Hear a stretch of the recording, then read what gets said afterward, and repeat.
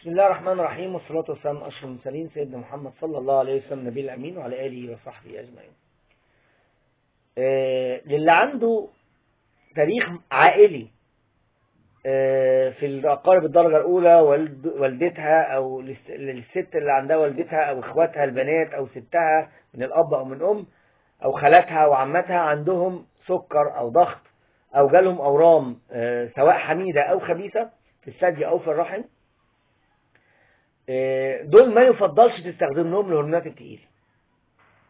اللي عنده تاريخ عائلي، مش تاريخ مرضي، مش هو نفسه، تاريخ عائلي، تمام، ما يفضلش ياخده. لان مشكلة مرض السكر ان انت لو هيجيلك مرض السكر عند ال40 مثلا او ال35 وبدأت تاخدي برشام ال21 حبايه الهرمونات التقيله، احنا بنتكلم الهرمونات التقيله اللي هي برشام ال21 حبايه وابره الشهر ابره 3 شهور، لو خدتيهم هيجيلك المرض قبل سن الطبيعي 4-5 سنين بسبب البرشام ده.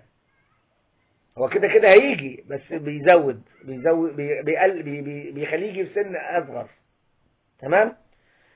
برضو بيبقى في فرصة الاورام الهرمونية اللي بتعتمد على الهرمونات انها ممكن تزيد جدا مع الهرمونات الثقيلة، خاصة ان عنده تاريخ عائلي لهذه الامراض. نسأل الله تعالى ان يعلمنا ما ينفعنا وينفعنا ما علمنا. والسلام عليكم ورحمة الله.